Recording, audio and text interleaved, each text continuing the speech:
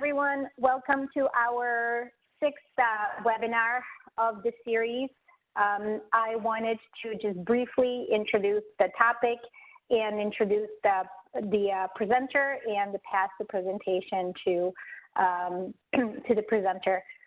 Thank you so much in attending this webinar today.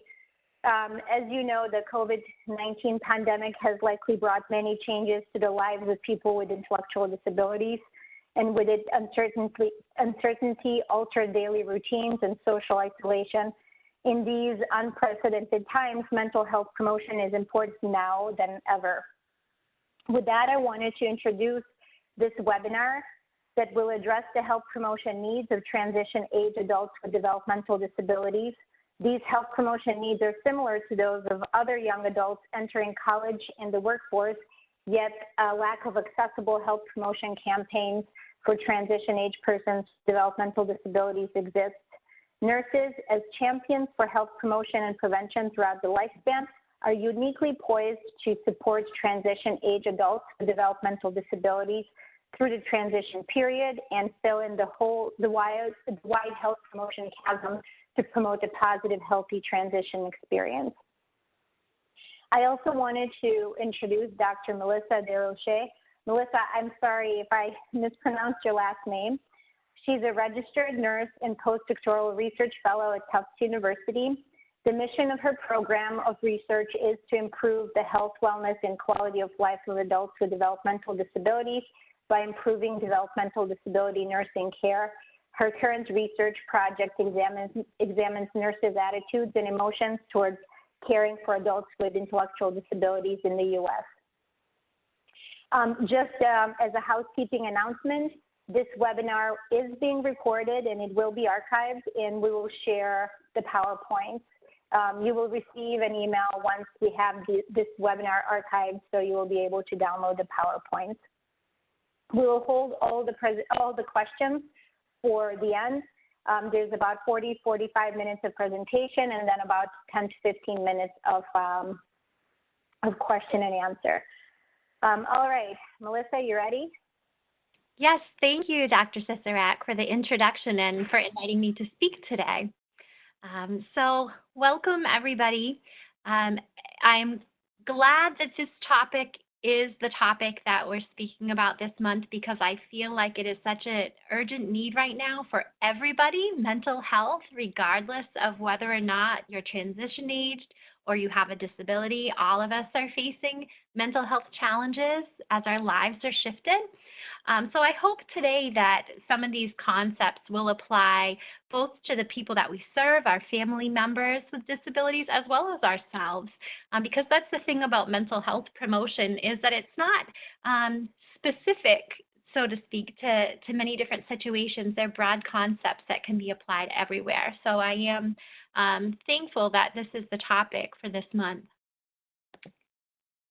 So when we talk about mental health, and mental health promotion, mental health is a topic that we know is widely neglected in the United States. We have such an emphasis on physical health and a focus on treatment. So we are always not so much looking at preventing problems before they occur, but we're focused very much as a healthcare system on diagnosing problems, labeling them, and then providing treatment. And there's the phrase that an ounce of prevention is worth a pound of cure, and that really stands true with mental health as well. When we look at health promotion, we're really talking about giving people the tools and the knowledge to be able to take control over their situation in life. And mental health promotion is no different. We're trying to equip people with the tools that they need to be able to cope with different life situations. With health promotion, this is an area that's been traditionally overlooked in people with developmental disabilities, and this HealthMatters program has filled a huge gap with that in providing a curriculum and different groups to really meet the needs of this group.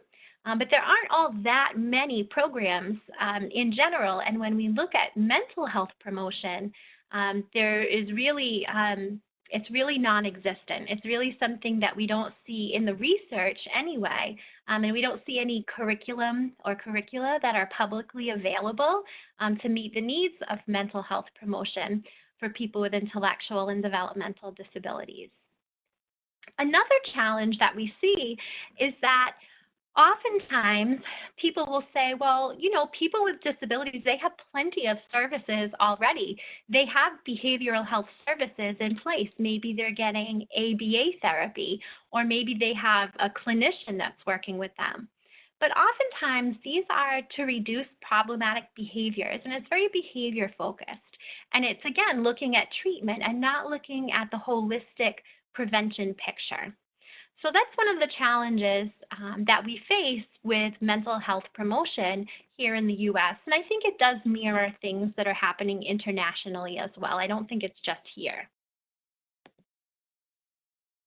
Now, when we talk about mental health, we can talk about this as a life course perspective. So we know that our challenges that we face across the lifespan differ, and they can differ according to our age, biologically, as well as the stage that we're in life. And transition is really no different.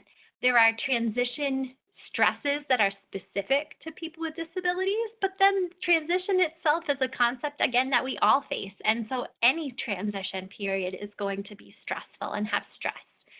So by age, as we look at transition age individuals with disabilities, we're looking at the stress of having self-care being increased, so an increasing shift to autonomy and independence, developing an adult identity, cyberbullying. These are all things that are not specific to people with disabilities, but are really pretty age relevant. Looking at forming boundaries and intimate relationships and sex, and understanding what are the boundaries of relationships and what is normal and what's okay for me. Looking at issues related to substance use and substance use decisions, as well as developing a supported decision-making team and who's ultimately making decisions. So we have age-related transition stresses. Then we also have stage-related stresses related to employment. So when I have worked with individuals who are transitioning to employment, navigating new environments has been an increasing challenge.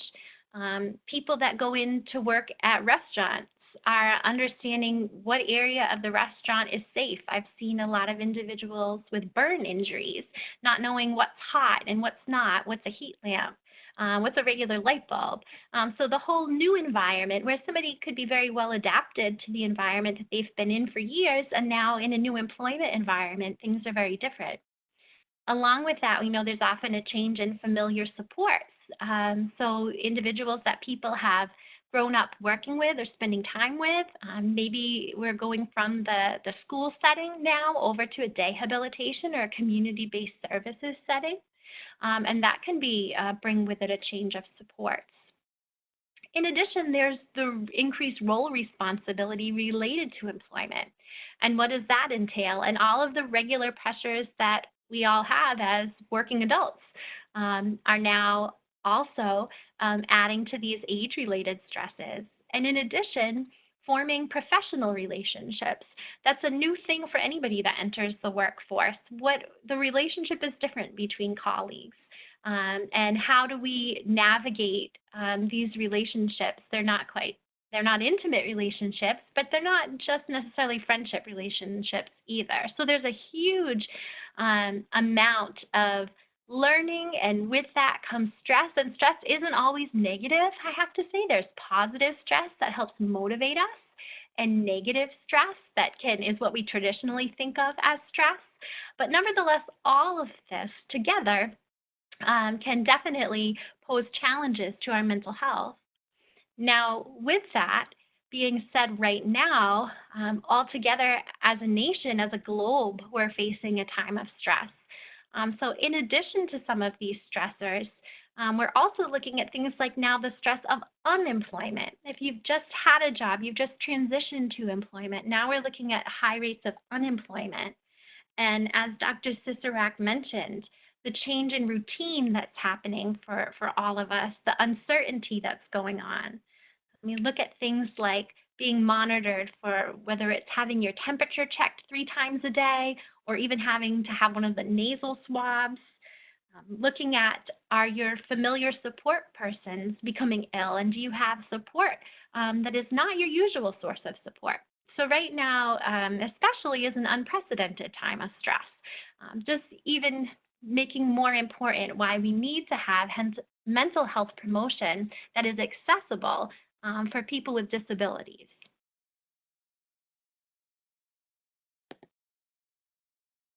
So this mental health promotion curriculum that I'm presenting to you today resulted from a partnership between a school of nursing where I was employed and a disability agency. And it happened pretty much by accident. I'm sure you're familiar with the confusion of the general public with developmental disabilities, with mental disabilities in general. And the nursing school where I worked said, oh, you work with people with developmental disabilities. That means you can teach a psych course. And I said, well, that's actually not really anything that is the same, but I would be happy to teach health promotion because everybody has mental health promotion needs, regardless of if you have a disability or not. This is something that everybody can benefit from, and people with disabilities often don't have access to health promotion like other people. So that's how this project began. And the curriculum supports visits with nursing students, where nursing students are teaching adults with disabilities mental health promotion strategies. So some very basic strategies to promote positive mental health. Nursing students are not psychology students. They do have a psych mental health course where they're learning about traditional diagnoses like depression, anxiety, bipolar disorder. But we didn't want the focus to be on the negative. Again, the focus is on the positive, on building strategies and capacity for positive mental health. So this program has a positive focus. But the learning was actually twofold. Not only were the students teaching health promotion, they were gaining valuable experience learning about the everyday lives of people with disabilities. So nursing students typically don't have very much exposure in the community, and they have very, very little exposure to any form of disability content, whether it be in the classroom or in the clinical area. So this program was valuable for us to be able to do two things. One, reach people with disabilities with positive strategies for mental health, and two, teach nursing students about the everyday lives of people with disabilities and what it's really like. Because as nurses, we see people at their most critical ill points, and nobody looks their best, person with a disability or not, when you're hospitalized and away from all of the things and people that make you you. So that's how this program came to be. So our approach, as I mentioned, was really a focus on the positive. We were moving away from the negative diagnosis label type system and looking at building positive strengths. And in every situation, we developed a curriculum, but the idea is that it's adapted to what the individual is able to do, as well as their interests and their strengths. So we talk with people, we understand, we get to know who they are, and then we kind of tailor the program a little bit to each individual. We like to include hands-on activities. With learning, health promotion is ultimately teaching. We're teaching people concepts to take into their own lives. And there are many modes of learning. Some people are auditory learners. They learn best by listening. Some people are visual learners. They learn best by seeing. Some people are kinesthetic, and hands-on is the way they like to learn. And off the top of my head, there's another style. I don't remember. But the point is, there's many different learning styles. And so by including hands-on and some written and some auditory and the ability to touch and feel, these are all ways that we can engage people. We also decided to take an emphasis on social and relational health because that's in the literature, we see that this is an area that very much contributes to mental health and wellness, and that there is a big lack when we look at the National Core Indicator data, which is a data set specific to people with developmental disabilities. that social isolation is a major contributor to poor mental health. So we really built on that social aspect. And ultimately, when we are looking at building programs, you never want to, if you don't have to, reinvent the wheel. So we did do some digging to see what we can find. Obviously, we weren't able to find anything specific to people with developmental disabilities, but there are mental health promotion resources out publicly, and so we decided to adapt those as best that we could to serve the population focus for us. And I neglected to say who we were home visiting. It was not transition-aged young people. We were visiting people with developmental disabilities at day habilitation centers and people with brain injuries in their homes. So our project wasn't specific to people who are transition-aged. However, the concepts are applicable to anybody. So our program ultimately became an 8-session program, and every week had a topic. And along with the topic, we offered a variety of activities. And again, the activities, we got an idea from the individuals what type of things that they were interested in. And we had all sorts of hobbies, from heavy metal to gardening to reading, to making snow globes. We had all sorts of interests, and we tried with the best that we could with a budget of $0 to come up with activities. And luckily, there's a lot that you can do on a $0 budget, and you'd be surprised what you can make with upcycling, what you can do. So I will go through each of the topics, and what you'll end up with today is a mini version of our program that you can take and use with any individual that you're working with, if it's yourself, for whatever. So you'll have a mini version of this content. So the first week, we decided to stick with the basics. What's the most important thing that we wanted to get through? Is that to have positive mental health, you need to consider yourself a friend. That ultimately, you need to be as kind and loving to yourself as you would be to a friend. So we started out, and every week we start out with discussion. So first, we're just looking where this is somebody that the students have not already been familiar with. We're spending about 10 or 15 minutes just chatting. And then we start to spend some time on this content. So this would be an example of the first week's content. So after building some chit-chat, they say it can take 10 or 15 minutes to really connect with somebody chatting. So we did encourage the students to chat for quite a bit. But then we'd start to kind of slowly weave in these questions. So we would ask, who is your best friend? Or if the person, sometimes the person is older and their best friend has deceased, we'd ask for them to tell us about that person. And then what qualities make them a good friend? What is it about them that attracts you to them as a friend, that makes them a good friend to you? And then ultimately asking, well, do you think, are you that kind of friend to yourself? Would you treat yourself the same way? Are you kind to you? If your friend's kind and loving, do you treat yourself the same way that your friend would treat you? That first week, we also did some guided imagery. And I'll ask you to take a moment just right now. We're going to, for an example, just do a moment of guided imagery. So I would ask you to close your eyes and just imagine the feeling of being with somebody who cares about you. So put in your mind's eye, make a picture in your head of somebody who cares deeply about you.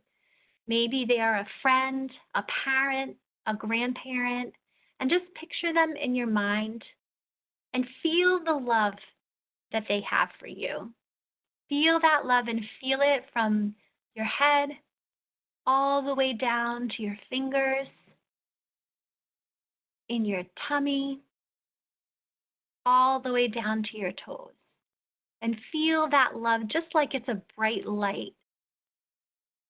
And feel that love. You feel that positive feeling. And then just hold on to it. hold on to it for as long as you can.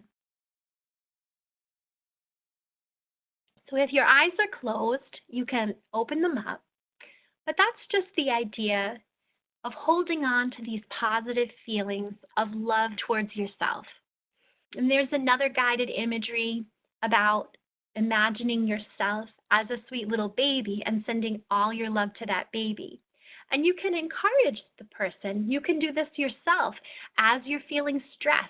Especially, I know we've seen so many things on the media, and I know myself, sometimes watching the evening news, I just want to cry. It seems surreal.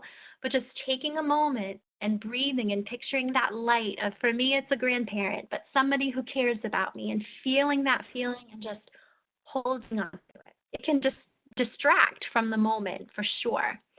And just remembering that this is a skill that you can use.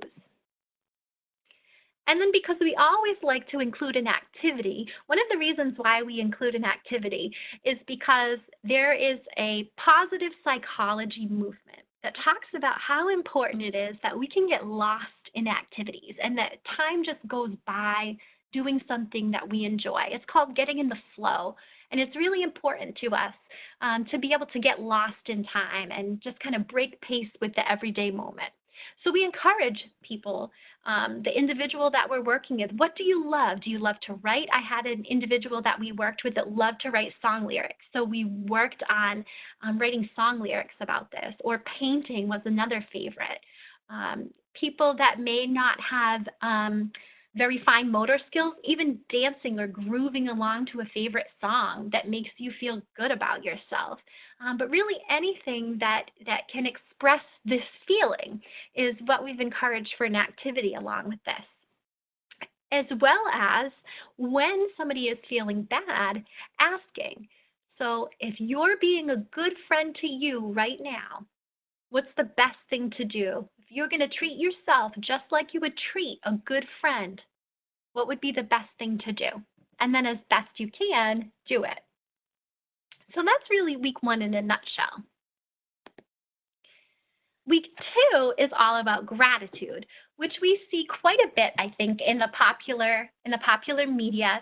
The importance and the benefits of gratitude are great, but gratitude might not be a concept that is easy to grasp. Sometimes it's easier to talk about giving thanks.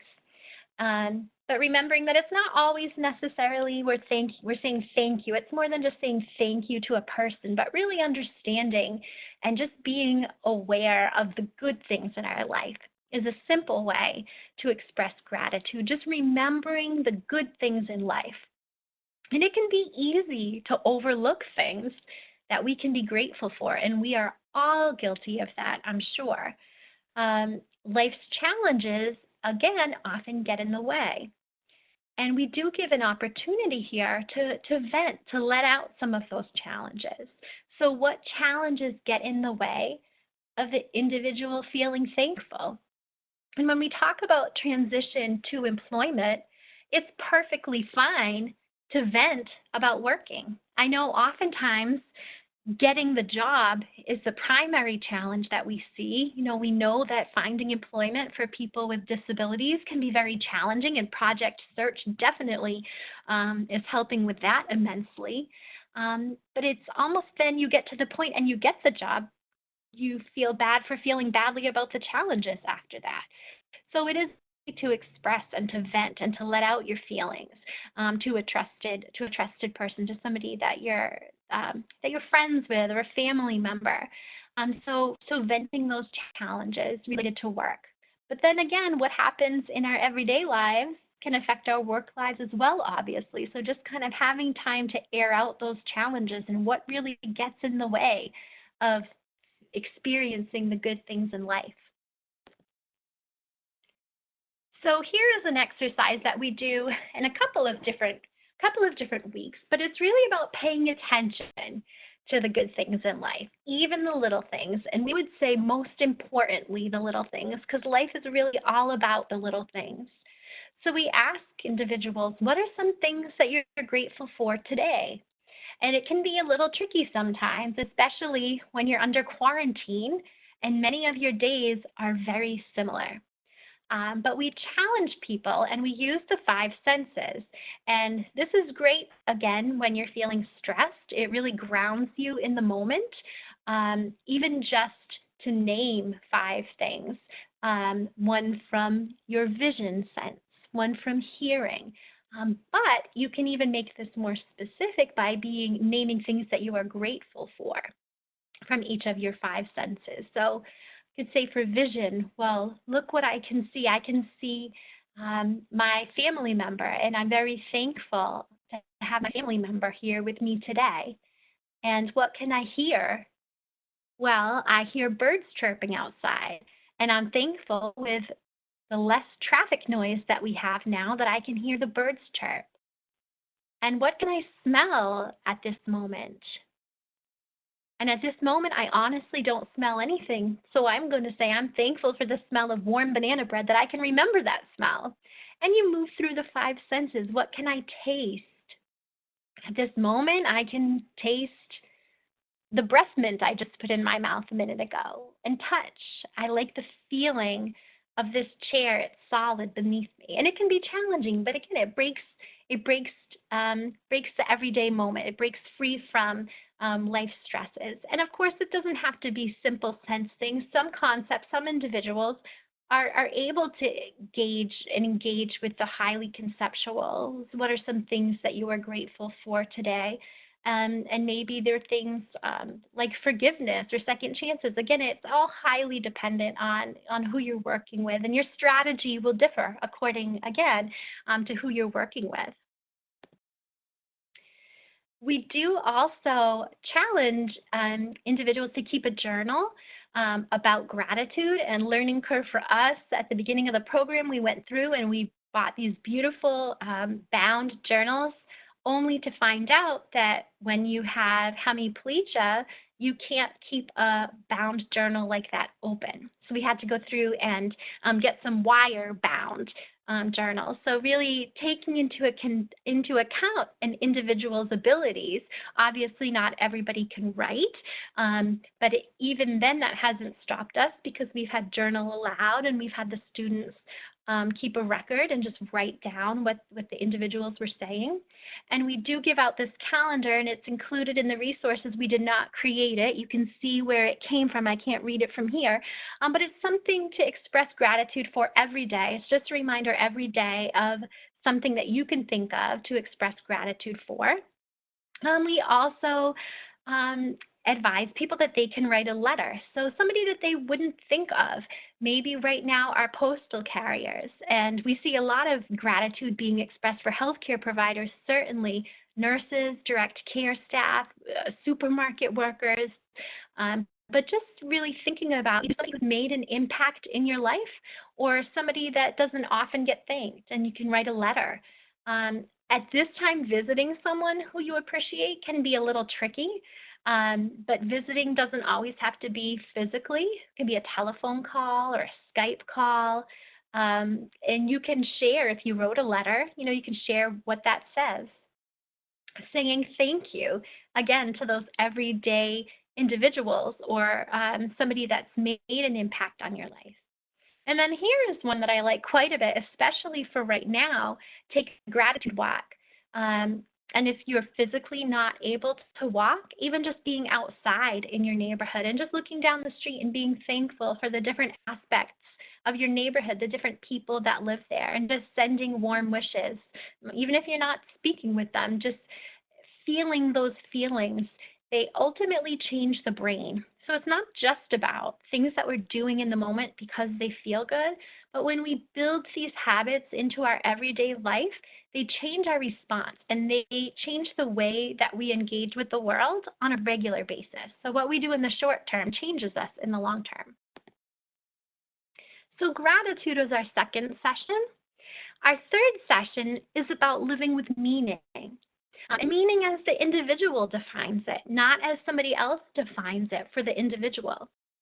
So when we talk about transition to employment, ultimately, what we do outside of our employment affects the way that we feel at our work. When we live to work, we have pretty empty lives. So making sure that we have time to do the things that we love and that we're passionate about help us not only in our personal lives, but also in our work lives. Can make a huge difference in your mood and how you feel and how we cope with stress. So some tips: knowing what's important to you. And so depending on who we're working with, we may ask, what is most important for you in your life? And sometimes they'll be very tangible things. If the person that you're working with is able to think more concretely, they may be very specific things. I had an individual that her most important thing to do was stand up and sit down repeatedly, several times, many times a day, because she was working very hard at recovering from a brain injury. So that was her most important thing, and that was her goal.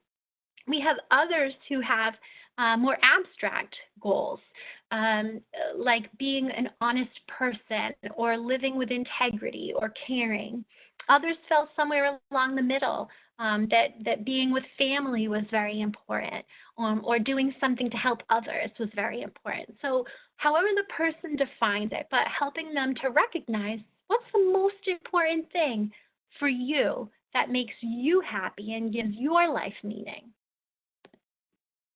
And then we encourage individuals to set a goal about what they ultimately want to do, something new they want to try, or just being in accordance with that meaning, with what they decide is important to them. And it's important to note here that many individuals who have behavioral supports have goals, and they're behavior goals. And that's very different from a goal that you set for yourself according to your own interests. So this shouldn't be an external goal that somebody else is coming up with. If the individual wants to set a goal for something that they want to do, then that's important, and that's the route that we should take. But a goal for living with meaning shouldn't be set upon somebody else. So ultimately, we encourage people to set a goal, whatever it is, and focus on it each day. And we help to write it down or draw it or whatever capacity the individual has, and then post the goal where they can see it to remind them.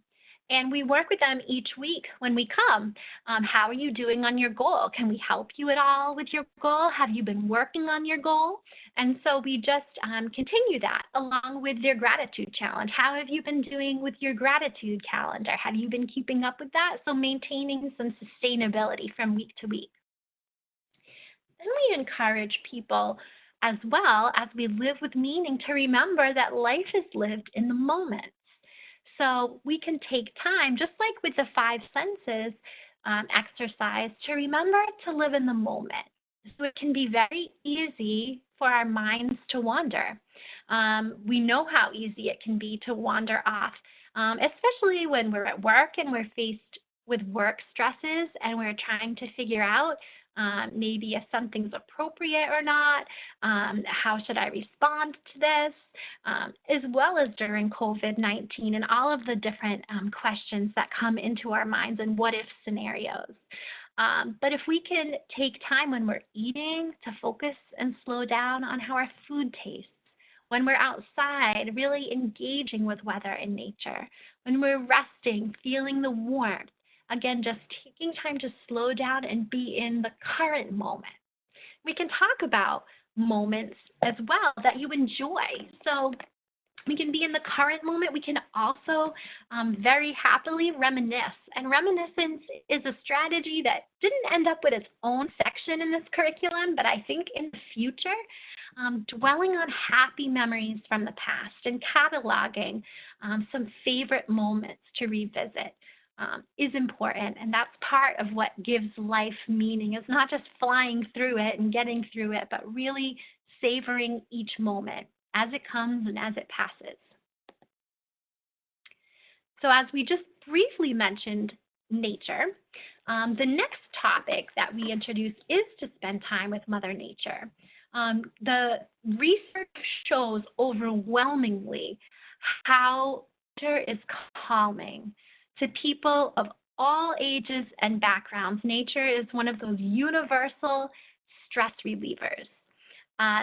Being in nature has been shown to improve our health in so many ways. It can help our heart, it can lower our blood pressure, it can help our muscles become less tense, more relaxed, and it can also make us feel less stressed. Some studies have shown that spending more time in nature may even help us to live longer. So there are huge benefits of spending time in nature. We talk about what is your favorite way to spend time in nature. And for some people that we spoke with that are older or had injuries sustained later in life, they love to tell us about times water skiing, or so many people told us about time spent at the beach and the ocean. And we can spend a minute too and just remember and reminisce and have them describe to us their favorite place in nature and the smells and the sights and the sounds. We also recommend spending time outside when you can. And so we were visiting individuals in the early months, January and concluding in May. So as time went on, we were able to go outside and encourage individuals to soak it in with all of the senses, just like we talked about before. But even when you're in the workplace or quarantined like we are now, you don't necessarily have to go outside to experience the benefits of nature. Making sure that you're opening up the curtains. If it's nice, you can crack that window a little bit. Sit by the window. You can get your vitamin D through the glass. You can get a similar effect by looking at nature photos or paintings. Once I found this out, when we ran this program, I developed a portfolio of nature photos, and I have them in my office now, and they definitely do relax you as you look at them. Maybe add a few to the home, to the refrigerator. And taking care of a houseplant also. And that can be a goal. If you enjoy gardening and you haven't had a houseplant, or you want to be able to take care of one, take care of a houseplant. You have achievement from not killing it, which can be huge for me, trying not to kill plants. But it gives you that benefit and the engagement with nature. And these three strategies, again, as I said, having a houseplant, nature photos, lots of light, that doesn't have to be just, again, you being outside. This can be in the workplace, in your home. Other strategies are remembering to incorporate scent. So there are a lot of natural products out there right now, and while I wouldn't recommend that you apply them topically, even just including a few drops on a tissue and putting in a little bag. We made sachets with individuals, and they liked that very much and requested that we bring other scents on other weeks, and that's a very cost-effective activity. Having a playlist of nature sounds, and this prompted a whole conversation about what your favorite nature sounds are, whether or not it's pouring rain. We had a huge storm here in Massachusetts, and we never sleep so well as we did last night with the pouring rain, or the ocean sound, or a creek, or crickets. There's many nature sounds, and trying out different sounds. And then being cognizant of screen time versus nature time. And I know for many, the screen is the outlet for communication and the outlet really to be able to speak and interact with the world. But just being cognizant that sometimes interacting with the world can be a little bit less tech, and making sure that we're taking times to disconnect at times, because although the screens are obviously very beneficial in many ways, they can mess with our circadian rhythms too sometimes, especially in the evening. So making sure we're getting our nature time, and often this helps to reset our natural clocks in the morning when we get some nice bright light in the morning. So that might be a good time to incorporate some nature time, as well as spending time with animals. If you don't have a pet, even just looking outdoors at the creatures that are out there. And we did make some upcycled bird feeders as our activity when we were visiting individuals. And that was something that was well received. There's ways that you can feed squirrels and other critters and interact with the environment that way. That doesn't require anybody, if they use a wheelchair, it's not like they need to be out hanging bird feeders or things like that. Very easy to use type of activities that others can assist with as needed.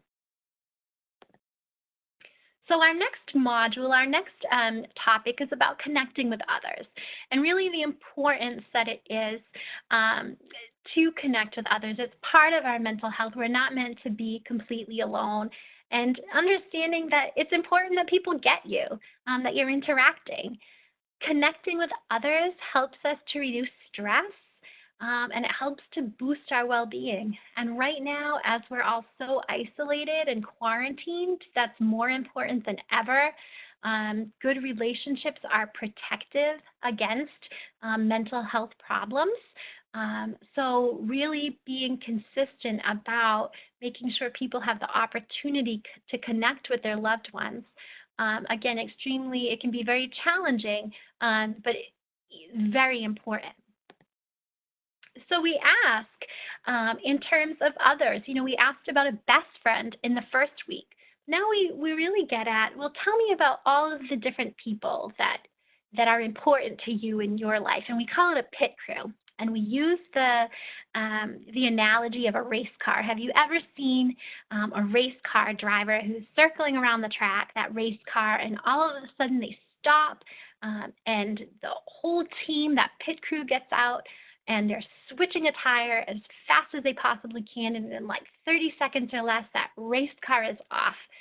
When the person needed help, they were all there, they pitched in, and they got them through their problem. We ask, so who are those people for you? Who is your pit crew? When you have a challenge, who are the people that you really depend on, that you feel comfortable with, that help you to solve your problems, help you to feel valued? Do you have people like that in your life? Do you have enough people like that in your life? And we talk about tips for building strong friendships. Making a list, having it be in the forefront of your mind that this is something we need to do regularly. And I know for me it's very relevant because life gets very busy. And I know when we support people, oftentimes the needs of our everyday tasks are overshadowing this social aspect, and the first thing to go when we're busy or short-staffed, the first thing to go are the social outings and the social connections. But really keeping a list of people that the individual wants to connect with, and then reaching out, and if the social outing is canceled, making sure that are we connecting some other way? Is there a telephone call? Is there a card, a letter that we can help them with, something that we can maintain that connection? And then encouraging people when we're together, actually spend the time together. Maybe not just watching TV. Going to the movies is one thing, but maybe just not spending that time in front of a screen, whether it be the TV or the cell phone. More and more we see that, especially with younger people, people transition age and younger. I know my kids, the amount of time that could be spent on a cell phone. And then encouraging the listening skills. And I use the question that we often hear is, how much of the time are we thinking about what we're going to say next instead of really listening to what the person who is speaking has to say? And we encourage individuals to listen, kind of say back what you just heard. Reflect what you just heard the person saying to make sure you really listened, and to let the person know that you're listening. And we have some tips in general that we discuss in our Connecting with Others week. Asking for help when you need it. So often we just expect people that, well, they're my friend, they should know. Well, no, you have to be clear. If that's what you were thinking that person should do or you're expecting, then be clear. Ask. And not taking people for granted as well, showing how much you respect and appreciate your friends and family. And this really interacts with our gratitude week, but making sure that, we're telling people as time comes. And then very importantly, stopping relationships that don't make you feel good or that make you feel unsafe. That's very important, those sense of boundaries. All right, I'm cognizant of time. We have 2 more weeks, create joy and laughter. So this is our cue for people to really let loose and have some fun. And don't worry so much about what others are thinking at every moment. Laughing, joy, fun, it is so good for you. We encourage people. Work your funny bone. We've picked up joke books for people. We've helped people find funny podcasts and YouTube movies when we've gone to visit. We've made collages with individuals of really funny sayings and things that make them laugh. And then really talking about, has anything funny happened to you lately? Or tell me the funniest thing that's ever happened to you. And you'd be surprised some of the funny things that people have pulled way out of the past that are in the person may have dementia, but boy, can they remember that funny story, no problem. It's funny how the memory works. And taking time to find some fun. So again, when we're transitioning to employment and so much of the focus is at work, we all need an outlet to let loose, especially now with COVID as well. So it's important we put on our schedules, even if we have nothing else to do and we're quarantined, set aside a time for fun. You can think back to what you like to do as a kid, even if it's a little juvenile, who cares? It's just for fun.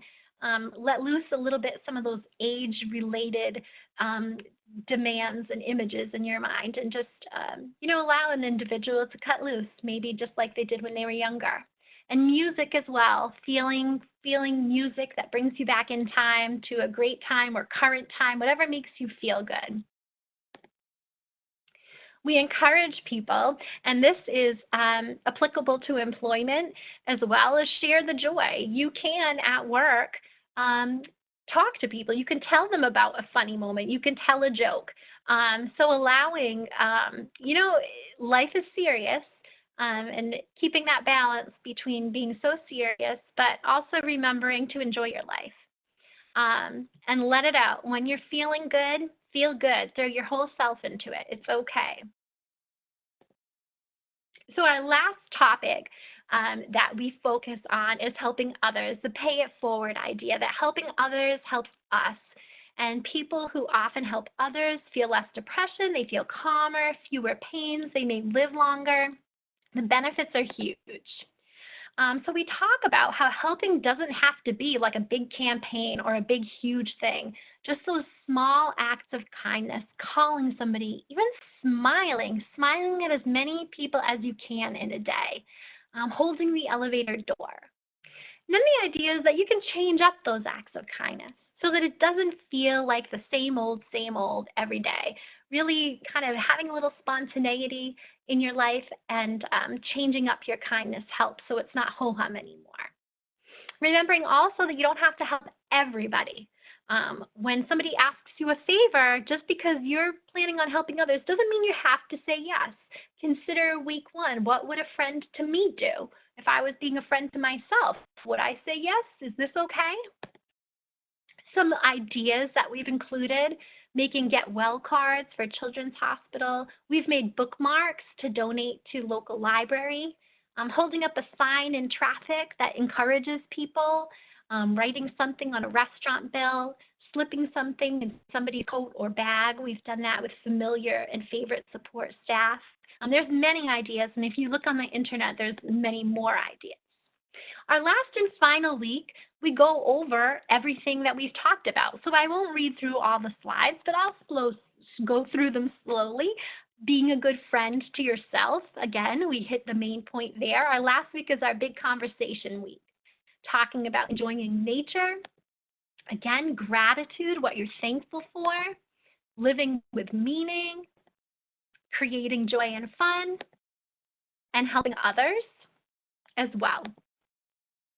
So these are all resources that are really out there already. We always make sure that we're thanking people because they've given us their time, and the students have learned so much from this program, so that if you replicate a program like this with nursing students or another type of student, please be sure to remember to thank the individuals, because the students learn just as much as the individuals do in these programs.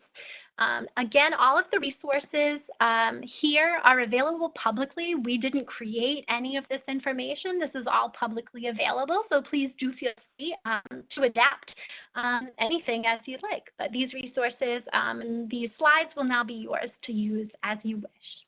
So thank you for your time today. Thank you so much for this very uplifting and very interesting presentation. I was actually thinking through what I do with my kids. There were some really great recommendations. We have about 10 minutes for questions, so please put them in the chat box or a question and answer box, and I will read them out loud, and we can ask them to Dr. Daroche. I had a question, or actually it's coming from Mary Ellen. The question is, do you talk about do they talk about how workplace interactions and relationships may be different from those outside of the workplace? So this curriculum wasn't used or wasn't built specifically for people that are transition age. So we didn't build that into it specifically. But there are some programs out there already that I know about in terms of relationships and what types of relationships people have. I think it's called the boundaries or circles. So I know there are existing curriculum about that, but we didn't build it into this one as it wasn't specific. Our program wasn't specific to transition-aged individuals. Thank you. In a follow-up with that, do you have any tips for worksite mental health wellness? For work sites? Yes. So in terms of the employer? Yes, I believe so. Okay, so I'd have to think about that. So in terms of the employer, I would just say having an understanding that this is a major life transition. And beyond that, I think it's really asking at what would best help the individual. So having a conversation with the individual, everybody is different. So saying that, you know, this one thing is the most important, I would have a hard time saying, but asking the individual, what supports can I help you with? How's it going? How are things going for you here? And just opening up a conversation about the whole process of transition, I think would be helpful. The Mental Health America resource is publicly available, so anybody can access that to kind of look at what are the things that are important to promote positive mental health in general. But I'm not aware off the top of my head of any specific resources for employers about promoting mental health for the individuals that they employ. Thank you. In follow-up, what about the employee with intellectual disabilities? So, for example, if they're feeling stressed and starting to act out, what can they do? What are the kind of tips for that? So I like to remind people of the 5 senses because I think it can be very grounding. And there's a lot out there right now, too, in terms of mindfulness. So really remembering the 5 senses and closing your eyes if you need to, and either remembering your favorite place with the 5 senses and asking somebody to describe, you know, tell me what you smell when you're at the beach. What do you see? So kind of breaking from the present moment. Sometimes it's connecting with others. Sometimes it's going ahead and making a call to whoever that grounding person is in your life, just to kind of break that moment and get some perspective. Sometimes it's, you know what, well, maybe we can shift. Can we think of something that we're thankful for right now? And I know that one's probably harder to go from a complete shift. But again, it depends on the person. But really, I think sometimes it's breaking that pattern in that moment and grounding ourselves in the present moment. And that's not something that you have to have. I think that's something that people of many abilities, of many different ability types are able to understand. And then this is a little bit more focused on sort of the current situation with COVID and thinking about the group homes. People are stressed, scared, feeling helpless. what would you recommend, or how can we help staff and people with intellectual disabilities cope? Anything with routine, or what would be your sort of direct recommendations at this time? So I think that is a huge challenge right now. We're running a study of nurses right now and the challenges that they face and the behavioral challenges, and supporting people's mental health needs has been really a standout issue, even beyond staffing and PPE and things like that. So part of what I would say is to try to stick with a routine as much as you can. If the individual likes to get up at 6 a.m. and get ready, despite the fact that they're still not going to day program, and put on the coat or whatever it is, I'd say don't fight it unless it's harmful. Really allow the person to, it's their calming routine. And then the other recommendation, is, again, the literature points a lot to flow, getting lost in activities, making sure, and I know it's hard, to try so that people are not bored, but getting them engaged in activities that they enjoy. The other thing is getting outside, and I know living situations are all different, but outside right now is something we're still mostly all allowed to do. Getting outside, if there's any ability, if the people are able to walk, taking a walk, physical activity we didn't include in this curriculum, but that's another area that, dependent on the person's abilities, that really does help to burn off steam, burning off mental energy with physical activity.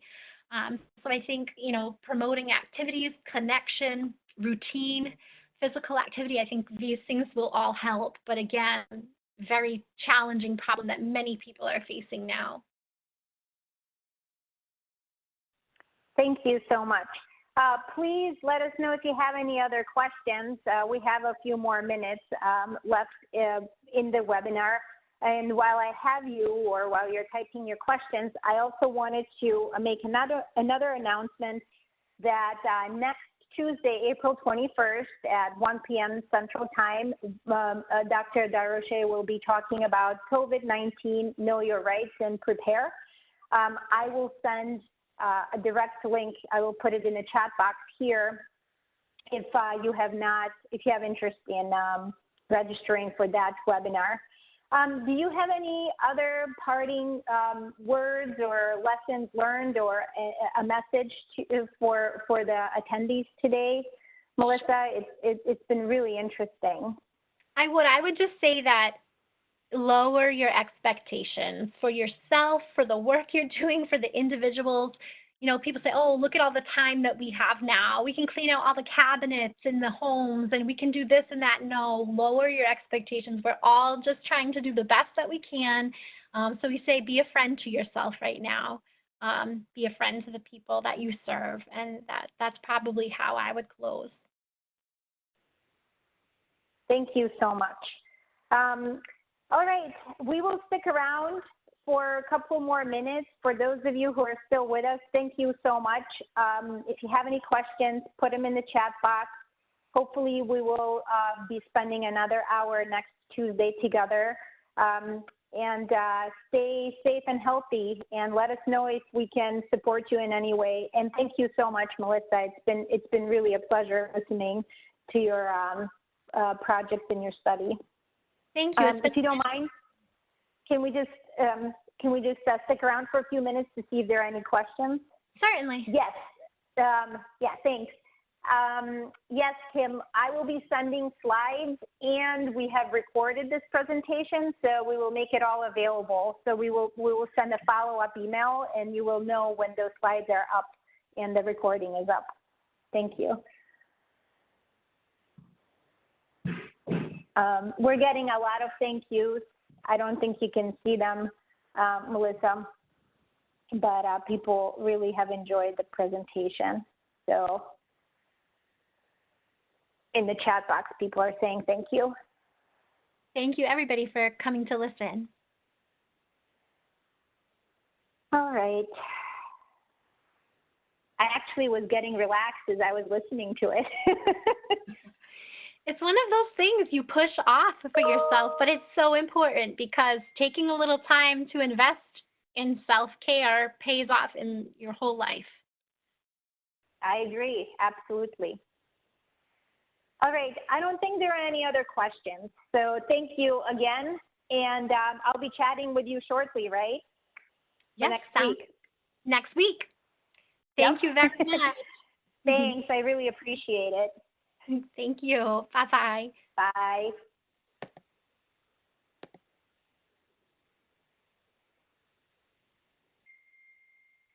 Oh, I'm still getting, yes, you will be getting presentation and the recording. Once we put it up on our website, on our YouTube channel, you will get the presentation.